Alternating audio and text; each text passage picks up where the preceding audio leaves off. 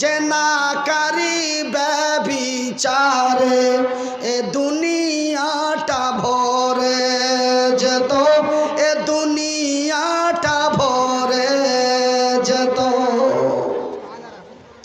সম্মানিত যোগ্যতম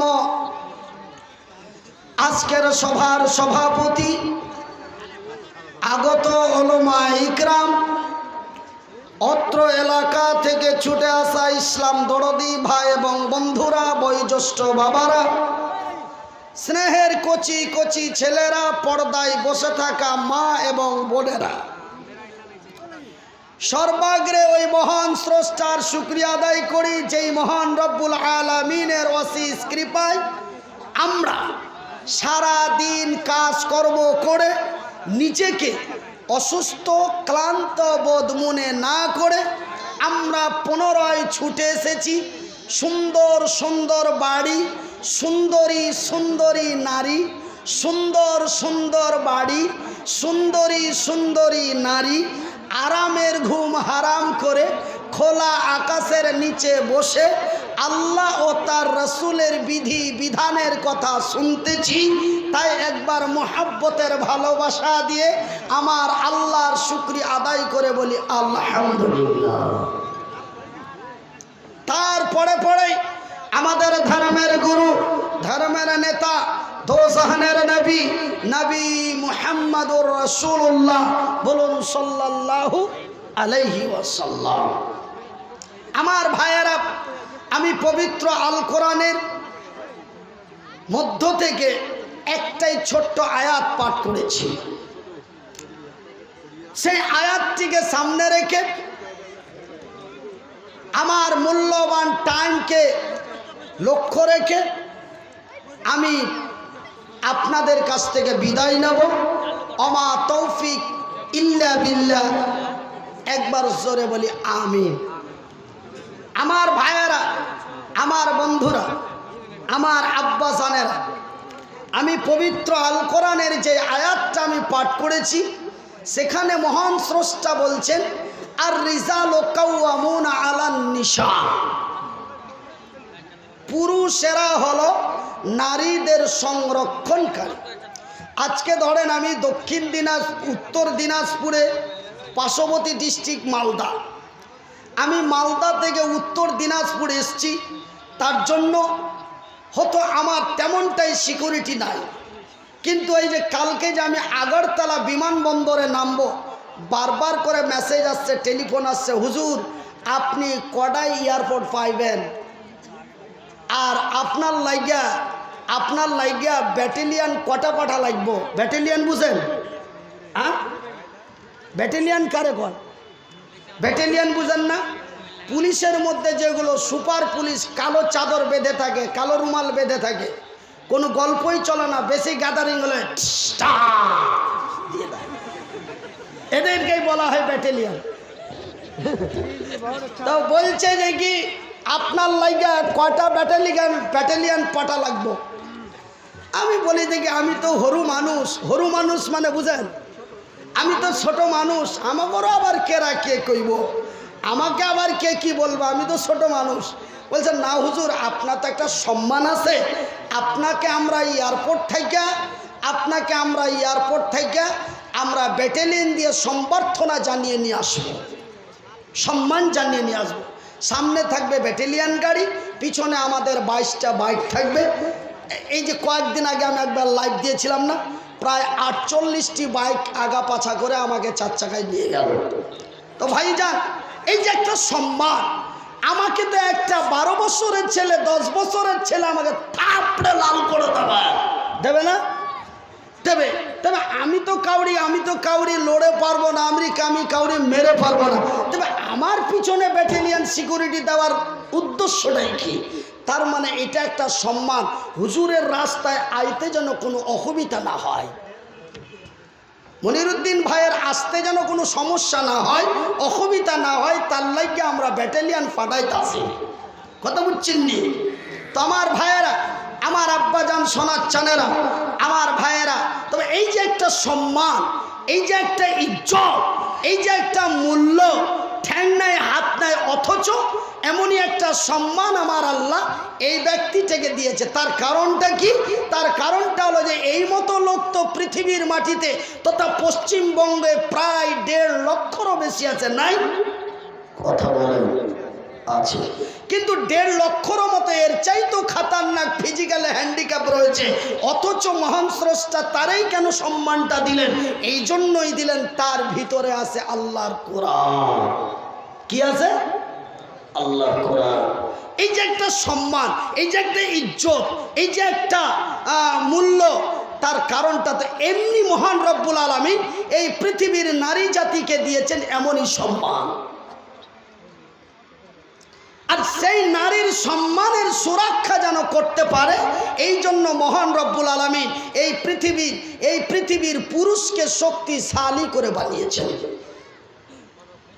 আমার ভাইরা, আমার বন্ধুরা, ওই মহান রব্বুল আলামিন তার আকাশের উপর থেকে তার জমিনের নিচে পর্যন্ত তার সার্বভৌমত্বর মধ্যে, তার সৃষ্টি জগতের মধ্যে ওই মহান স্রষ্টা যত কিছু জিনিস সৃষ্টি করেছেন সর্বোত্ত উত্তম করে, আশরাফুল মখলুক করে, হুদাল লিন্নাস করে, অতি দয়া দিয়ে, অতি মায়া দিয়ে, অতি ভালোবাসা দিয়ে, অতি সুন্দর করে, অতি সুন্দরী করে এই পৃথিবীর নর এবং নারীদের তৈরি করেছে। শুধু নর এবং নারী নয় বন্ধু, আল্লাহর পবিত্র কোরআনটি খুলে দেখুন, মহান আল্লাহ তাআলা নিজের ভাষা দিয়ে বলেন, বিসমিল্লাহির রহমানির রহিম,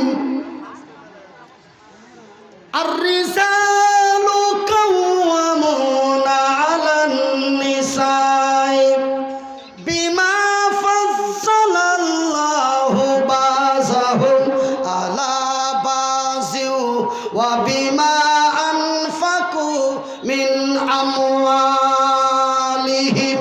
আমার আল্লাহ তারা নিজের ভাষা দিয়ে বলেন, আর-রিজালু কাওয়ামুনা আলান নিসা, পুরুষেরা হলো নারীদের সংরক্ষণকারী।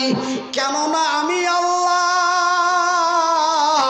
নারীদের চাইতে পুরুষদের শক্তিশালী বানিয়েছি। এই জন্য আমি আল্লাহ নারীদের চাইতে পুরুষের শক্তি বেশি এই জন্য দিলাম। আমি নারীর চাইতে পুরুষের শক্তি এই জন্য বেশি দিলাম। কেন ভাইজান বন্ধুরে, মহান আল্লাহ রব্বুল আলামিন এই বিশ্বের নারী জাতিকে এত সম্মান দিয়েছেন, এতই সম্মান দিয়েছেন ভাইজান শুনেলেন, আমার আল্লাহ তার পবিত্র কোরআনে বলেছেন, বিসমিল্লাহির রহমানির রহিম, ওয়া খালাকনাকুম আজওয়াজা। আমি আল্লাহ আমার আকাশের উপর থেকে জমিনের নিচে পর্যন্ত, আমার সৃষ্টি জগৎ থেকে নিয়ে আমার সার্বভৌমত্ব পর্যন্ত আমি আল্লাহ যাহা কিছু সৃষ্টি করেছি আজওয়াজা, জোড়া জোড়া। এমন করে বানিয়েছি নর, তারপরেই বানিয়েছি নারী। এমন করে বানিয়েছি ডান দিক, তারপরেই বানিয়েছি বাম দিক। এমন করে বানিয়েছি মৃত্যু, তারপরেই বানিয়েছি জীবিত। এমন করে বানিয়েছি আকাশ, তারপরেই বানিয়েছি জমিন। এমনই করে সকালবেলা, তারপরেই সন্ধ্যাবেলা। এমন করে বানিয়েছি ঘোড়া, তারপরেই বানিয়েছি ঘুড়ি। এমন করে বানিয়েছি ভেড়া, তারপরেই বানিয়েছি ভেড়ি। এমন করে বানিয়েছি মুরগা, তারপরেই বানিয়েছি মুরগি। এমন করে বানানো হয়েছে ইহকাল, তারপরেই বানা হয়েছে পরকাল। এমন করে বৃষ্টিকাল, এমনি করে অনাবৃষ্টিকাল। এমন করে ঠান্ডার মৌসুম, তারপরে গরমের মৌসুম। কি একটা না দুটা? মহতা ভাইরা বলেন বলেন বলেন। তবে আমার আল্লাহ যাহা বলেন তাহা সত্যি বলেন। তিনি শুধু বলেন না, পৃথিবীবাসীকে তা প্রমাণ করে দেখিয়ে দিয়েছেন। তিনি যে বলছেন আমি যাহা কিছু বানিয়েছি জোড়া, তিনি তার প্রমাণ করেছে বিশ্বকে। তবে ভাই সেই কথা না বলতেছে, আমার বলার উদ্দেশ্য হলো এমন করে বানিয়েছি জিন, তারপরেই বানিয়েছি ইনসান। তবে ইনসান এই মানুষের মধ্যে দুটি কোয়ালিটি করেছি, দুটি জাতি তৈরি করেছি। একটি হলো পুরুষ জাতি, অপরটি হলো নারী জাতি। তবে আগে তৈরি করা হলো পুরুষ জাতি, পরে তৈরি করা হয়েছে নারী জাতি। তবে ভাইজান, আজকে আমার ডান দিকে, আমার বাম দিকে, আমার পিছন দিকে, আমার সামন দিকে প্রায় 500-র মতো ওলামায়ে দ্বীন আজকের মাহফিলে উপস্থিত রয়েছে। আমি আপনাদের পুরো প্যান্ডেলটাকে চ্যালেঞ্জ করে বলি, কথাটির উত্তর যদি দিতে পারেন টাকা 5000 দেব। ভাইগো, তবে আগে বানালেন নর, পরে বানালেন নারী। এটা তো সবাই জানি, জানি না? আমরা তো সবাই জানি, আগে বানিয়েছেন নর, পরে বানিয়েছেন নারী। তবে কতদিন পরে বানিয়েছেন? একদিন পর না, 1 মাস পর, 1 বছর পর না, 2 বছর পর, 1 মিনিট পর না, 1 ঘন্টা পর। আমরা তো জানি পরে, তবে কতদিন পরে? হযরত আদম আলাইহিস সালামকে বানার কতদিন পরে? এরকম কি নির্ধারিত টাইম বা ওয়াক্ত বা মাস আপনাদের জানা আছে? তবে আমরা এতটাই জানি পরে বানিয়েছেন। তবে আগে এবং পরের একটা পার্থক্য রয়েছে। এখন যেমন আমি জার্জিস আনসারী সাহেবের আগে এসেছি, তবে আমি এখানে কি আগে এসেছি। তবে আমার সিস্টেমেটি একটু আলাদা আছে। কি আছে? যে আমার যেমন পশ্চিমবঙ্গের মানুষ যেমন আমার ভক্ত, ঠিক জার্জিসেরও ভক্ত আছে। আমি স্টেজে না গেলে যেমন শ্রোতারা বাড়ি যাবে না, জার্জিস সাহেব না আসলে শ্রোতারা বাড়ি যাবে না। তবে আমি জানি যে আজকে আমি যতক্ষণই থাকি, যেভাবেই থাকি, যেমনই বলি, জার্জিস ভাই না আসা পর্যন্ত কোনো শ্রোতা যাবে না। এই যে আমার একটা মেন্টালিটি। কিন্তু আমার পরে যে জার্জিস সাহেব আসবেন, উনার মেন্টালিটিটা পরের, যেহেতু আমার পরে উনি আসবেন, তবে তার মেন্টালিটিটা কি হবে? মনির ভাই তো হয়ে গেছে, আমার পরে তো আর কেউ নাই, ভালো লাগলে লোক থাকবে, না লাগলেও তো 10 মিনিটে ভেঙে যাবে। এই যে একটা মনের টেনশন, এই যে একটা মনের মধ্যে অসুবিধা। তার মানে যে এই যে পরের একটা পার্থক্য, আগে এবং পরের একটা পার্থক্য রয়েছে। যেমন আমরা পঞ্চায়েত ভবনে যাই, বা আমরা রেশন ডিলারের কাছে যাই, বা যে কোনো একটা কাজে যাই যেখানে লাইন লাগানো হয়, যখন টাকা চেঞ্জ করার সময় আগে নেওয়ার জন্য সন্ধ্যা রাত্রেই যে আগা দিয়ে একটা ব্যাগ রেখে দিয়েছিল। আগে কেন? এই জন্যই আগে, যে আমি যদি আগে নাম্বারটা পাই তবে প্রথম আমি ঢুকতে পাবো, আর তখন অফিসারের মাঠ দেমাগটা ঠিক থাকবে, কাজটা লটপট করে হয়ে যাবে। আর পিছনওয়ালা বলে কে জানি না কি হবে আর না হবে, এই যে একটা মনের মধ্যে ধুকধাক পুকপাক। এই যে আগে আর পরের একটা পার্থক্য। কিন্তু ভাইজান, আমি মনির উদ্দিন বলছি, মহান আল্লাহ এই বিশ্বের নারী জাতিকে যদিও পরে তৈরি করেন, তবু আমার আল্লাহ এই বিশ্বের নারী জাতিকে দিয়েছেন অতি সম্মান। আমি কোনো জায়গায় নাম্বার দিতে গেলে যদি লাইনের পিছনে পড়ে যায়, মাল দিতে মিডিলে এসে শেষ হয়ে গেল, অফিসার বলছে বেয়াদবি, মাফ করবেন, আপনারা আজকে ফিরে চলে যান, আগামীকালকে আসবেন। এই যে পরের পার্থক্য আল্লাহর জমিনে আছে, কিন্তু আমার আল্লাহ তার পরের পার্থক্য করেন না।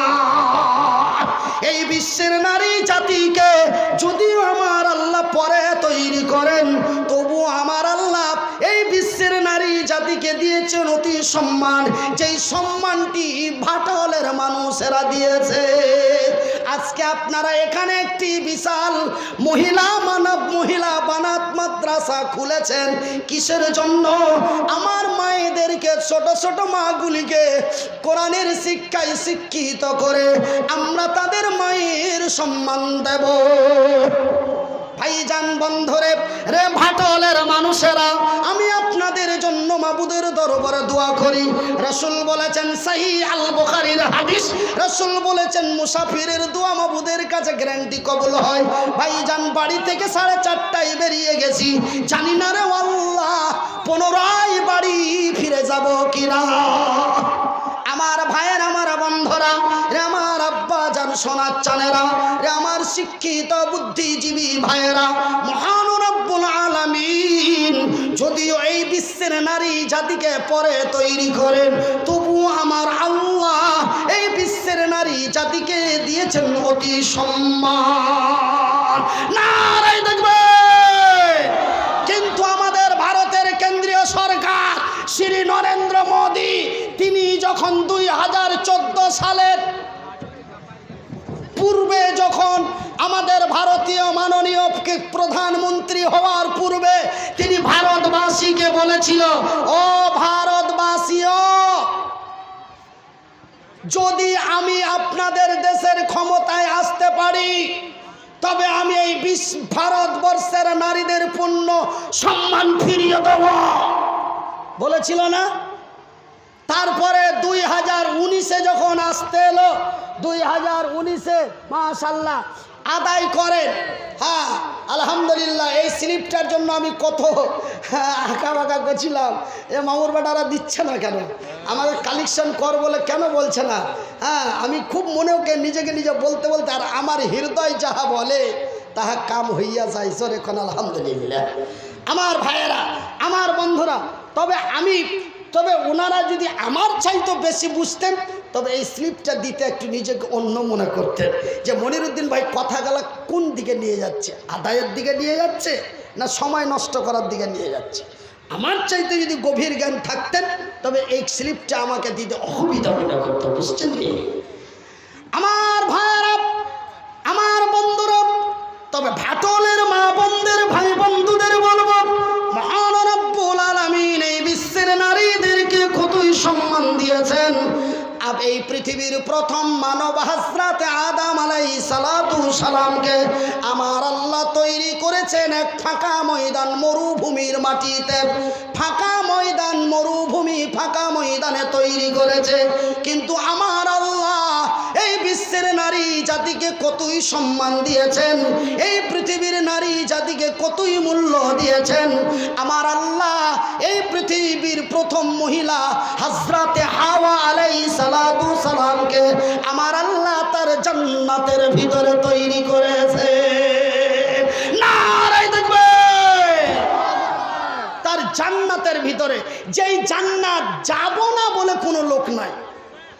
আমি গত পরশুদিন শিলচর, না গত 27 তারিখে শিলচর বলে নাম শুনেছেন আপনারা? ট্রেনে গেলে 36 ঘন্টা লাগবে, আমি বিমানে যাই 1.5 ঘন্টার মধ্যে, মানে বাগডোগরা থেকে 1.5 ঘন্টার মধ্যে পৌঁছে যাই। তো ভাইয়ের আমার আব্বা জানেরা, আমি বললাম যে কি আপনারা জান্নাতে কেরা কেরা যাইবেন একটু হাত তুলে দেখি। ওরা যত আছে সবাই হাত তুলেছে, কেউ আবার ডবল ডবল হাত তুলেছে। আমি বললাম যতজন জান্নাতে যাওয়ার জন্য হাত তুলছেন, কোন তো মদখোর কটা আছেন? এই বেটাও হাত তুলছে, মদখোরও হাত তুলেছে, সুদখোরও হাত তুলেছে, ব্যভিচারীও হাত তুলেছে, জেনাকারীও হাত তুলেছে, বেনামাজিও হাত তুলেছে। ও জানে না যে নামাজ হলো জান্নাতের চাবি, ও জীবনের শুক্রবারের নামাজ আদায় করে না, এই বেটাও হাত তুলে বলছে আমি জান্নাতে যাব। তবে জান্নাতে যাব না বলে কেউ স্বীকার করবে না, আছে কেউ? নাই। তবে ও তো জানে না আমি নামাজ পড়ি না, কোনোদিন মসজিদে যাই না, তবে আমিও জান্নাতে যাব এই বলে সেও আবার হাত তুলে। তবে জান্নাত এমনই কোন জায়গা, জান্নাত এমনই কোন জায়গা, তবে জান্নাত এমনই কি আনন্দময় জায়গা, জান্নাত এমনই কি খুশিময় জায়গা যে সেই জান্নাতে যাওয়ার জন্য